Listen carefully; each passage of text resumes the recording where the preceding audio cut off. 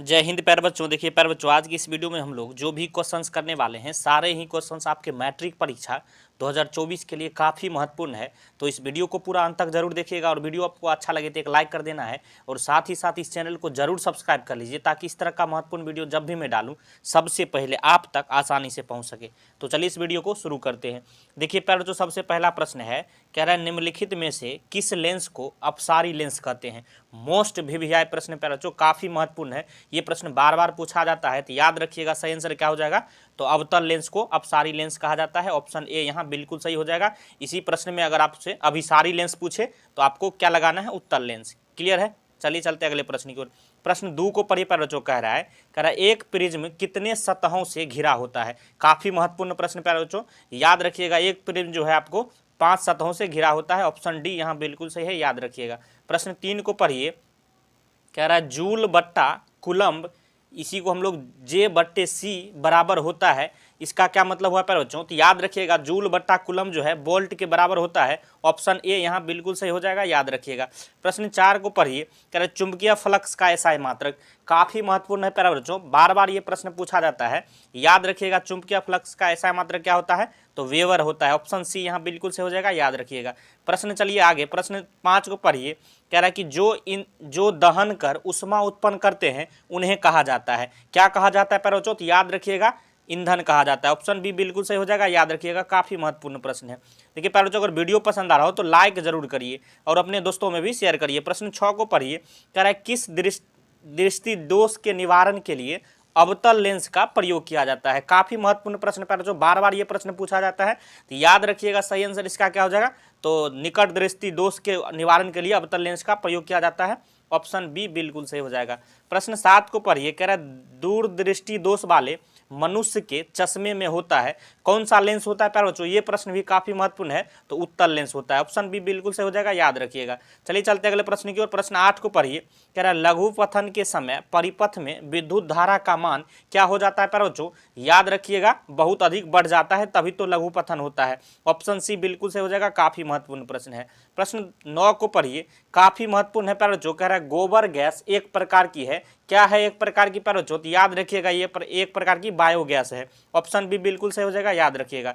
प्रश्न 10 को पढ़िए। कह रहा है कैगा नाभिकीय विद्युत संयंत्र किस राज्य में स्थित है। काफी महत्वपूर्ण है प्यारे बच्चों, ये प्रश्न बार बार पूछा जाता है, याद रखिएगा सही आंसर इसका क्या हो जाएगा, तो कर्नाटक में ये स्थित है। ऑप्शन बी बिल्कुल सही हो जाएगा। चलिए चलते अगले प्रश्न की ओर। प्रश्न 11 को पढ़िए। कह रहा है कि किस वस्तु का आवर्धित प्रतिबिंब बनता है प्यारे बच्चों, याद रखिएगा ये जो है इसका सही आंसर क्या हो जाएगा, अवतल दर्पण से जो है आवर्धित प्रतिबिंब बनता है। ऑप्शन ए यहाँ बिल्कुल सही हो जाएगा। प्रश्न 12 को पढ़िए। कह रहा है हजामत बनाने के लिए प्रयोग किया जाता है, किस दर्पण का प्रयोग किया जाता है प्यारे बच्चों, दाढ़ी बनाने के लिए या इसी को हम लोग हजामत बनाने के लिए भी कभी कभी आपसे प्रश्न पूछा जाता है, याद रखिएगा काफी महत्वपूर्ण प्रश्न है।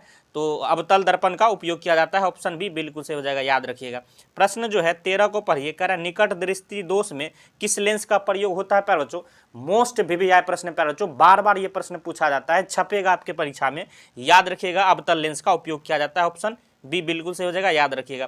प्रश्न 14 को पढ़िए। कह रहे लेंस की क्षमता का एसआई मात्रक क्या होता है। काफी महत्वपूर्ण प्रश्न प्यारे बच्चों, याद रखिएगा लेंस की क्षमता का एसआई मात्रक डायोप्टर होता है। ऑप्शन ए यहाँ बिल्कुल सही हो जाएगा। चलिए चलते अगले प्रश्न की ओर। प्रश्न 15 को पढ़िए। प्रकाश के किरणों के समूह को कहते हैं, क्या कहते हैं प्यारे बच्चों, प्रकाश के किरणों के समूह को, याद रखिएगा काफी महत्वपूर्ण है, तो किरण पुंज कहते हैं। ऑप्शन बी बिल्कुल सही हो जाएगा, याद रखिएगा। प्रश्न 16 को पढ़िए। कह रहा है किसी माध्यम में छोटे छोटे कणों के निलंबन को कहा जाता है, छोटे छोटे कणों के निलंबन को क्या कहा जाता है पर जो, याद रखिएगा कोलाइड कहा जाता है। ऑप्शन ए यहाँ बिल्कुल सही हो जाएगा, याद रखिएगा। चलिए चलते अगले प्रश्न की ओर। प्रश्न जो है प्रश्न 17 को पढ़िए प्यारे जो काफी महत्वपूर्ण है।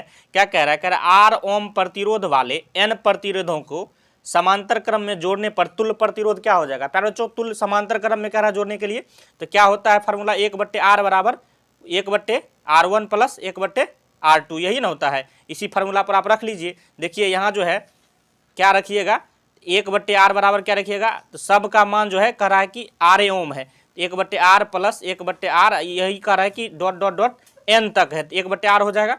अब यहाँ से देखिए क्या हो जाएगा, 1/r बराबर अब n तक है तो क्या हो जाएगा, n/r हो जाएगा। यानी ऑप्शन यहाँ देख लीजिए क्या हो जाएगा, ऑप्शन बी यहाँ बिल्कुल सही है, याद रखिएगा। चलिए चलते अगले प्रश्न की ओर। प्रश्न जो है 18 को पढ़िए, कह रहा ओम के नियम निहित है। ओम के नियम का क्या फॉर्मूला होता है प्यारे बच्चों, याद रखिएगा, काफी महत्वपूर्ण प्रश्न है। तो V बराबर IR में जो है V बराबर IR जो है ओम का नियम होता है। ऑप्शन बी बिल्कुल से हो जाएगा। चलिए चलते अगले प्रश्न की ओर।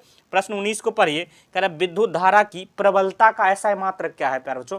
ये प्रश्न आपको फंसाएगा प्यारे बच्चों, काफी महत्वपूर्ण है। विद्युत धारा की प्रबलता का ऐसा मात्रक आपसे पूछ रहा है, तो याद रखिएगा सही आंसर इसका क्या हो जाएगा, तो एम्पियर हो जाएगा। विद्युत धारा का भी एम्पियर होता है, विद्युत धारा की प्रबलता का भी ऐसा मात्रक एम्पियर होता है। दोनों का ऐसा मात्रक क्या होता है, एम्पियर होता है। ऑप्शन ए यहाँ बिल्कुल सही हो जाएगा, याद रखिएगा। प्रश्न 20 को पढ़िए, कह रहा है विद्युत धारा उत्पन्न करने की युक्ति को कहते हैं। क्या कहते हैं प्यारे बच्चों, विद्युत धारा उत्पन्न करने की युक्ति को, याद रखिएगा सही आंसर क्या हो जाएगा, तो जनित्र कहते हैं, जिसे हम लोग जनरेटर बोलते हैं। ऑप्शन ए यहाँ बिल्कुल सही हो जाएगा, याद रखिएगा।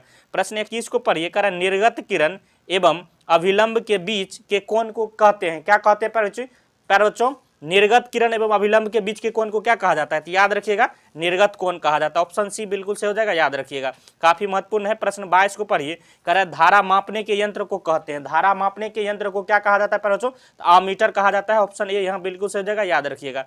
चलिए चलते अगले प्रश्न की ओर। प्रश्न 23 को पढ़िए, कह रहा है डायनमो से किस प्रकार की धारा प्राप्त होती है प्यारे बच्चों। काफी महत्वपूर्ण प्रश्न है, ये प्रश्न बार बार पूछा जाता है, तो याद रखिएगा ये दोनों धाराएं इसमें से प्राप्त होती है, दिष्ट धारा भी और प्रत्यावर्ती धारा भी, जिसे हम लोग AC और DC दोनों इससे प्राप्त होती है। ऑप्शन सी बिल्कुल सही हो जाएगा, याद रखिएगा।